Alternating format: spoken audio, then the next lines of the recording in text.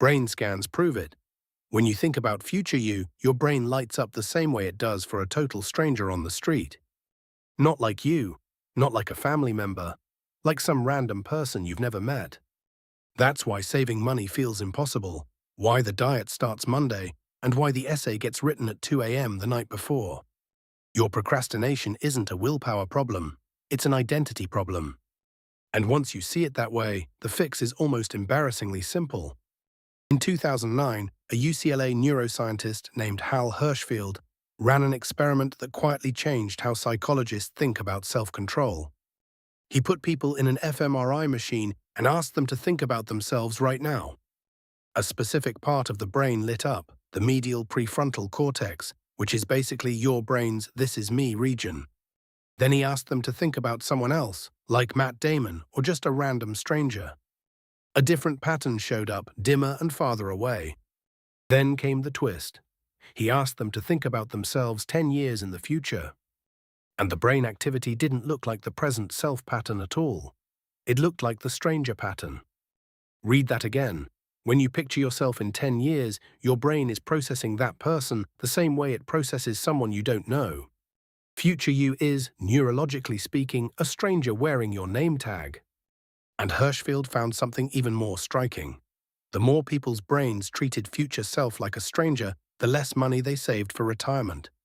The bigger the neurological gap, the worse the financial decisions. The pattern showed up in dieting, in studying, in exercise. Every time you have to sacrifice now for a payoff later, you're being asked to do a favor for someone your brain genuinely does not recognize. Now think about what this means for procrastination. Every productivity guru tells you the same thing. Just have more discipline. Push through. Want it more. But discipline assumes you're fighting yourself. You're not. You're being asked to suffer right now so a stranger can have a nicer life. Imagine I walked up to you and said, "Hey, skip lunch today and give $20 to that guy across the street. He'll really appreciate it in 6 months." You'd laugh at me, but that is literally the deal your brain thinks it's making when you try to save, study, or hit the gym. Of course you procrastinate. From your brain's point of view, you're being asked to be a charity for someone you've never met. This reframe matters because it explains things willpower theory can't. Have you ever noticed that you can be incredibly disciplined for people you love? You'll skip sleep for a sick kid. You'll work 2 jobs for a partner. You'll drive 4 hours to help a friend move. The willpower is there. It's not broken. It just turns on when the beneficiary is someone your brain actually identifies with. So the real question isn't, how do I get more willpower? The real question is, how do I make future me feel like me? This is where Hershfield's follow-up studies get interesting. He wondered if you could close the neurological gap. So he had people use age progression software, the kind that wrinkles your face and grays your hair, and showed them a photo of themselves at age 70. Just a photo. Then he asked them how much of a hypothetical paycheck they'd put into a retirement account. The people who'd seen their old age photo put away more than twice as much as the control group. Twice as much, from looking at a picture. Other studies replicated it. Writing a letter to your future self, vividly imagining a single specific day 20 years out, even just naming future you, all of these shrink the gap. The brain starts treating that distant person as family instead of as a stranger. So here's the one fix. You don't need a vision board. You don't need a 5-year plan. You need to make future you specific. Most people's future self is a blurry abstraction. I want to be successful.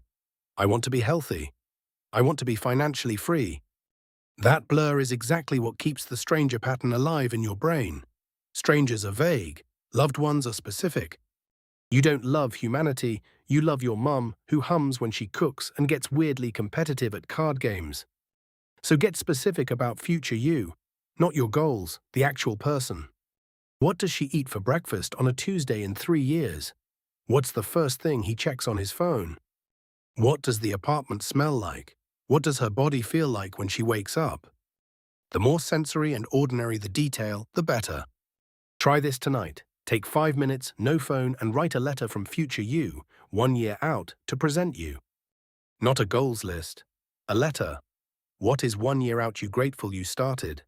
What is she relieved you finally stopped? What small thing does he remember from this exact week? The first time you do this, it will feel ridiculous. By the third or fourth time, something shifts.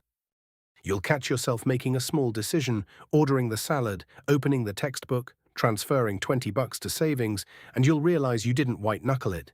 You just did it. Because the person who benefits stopped being a stranger. There's a deeper point hiding inside all this. We treat self-control like a moral virtue. Disciplined people are good, lazy people are weak.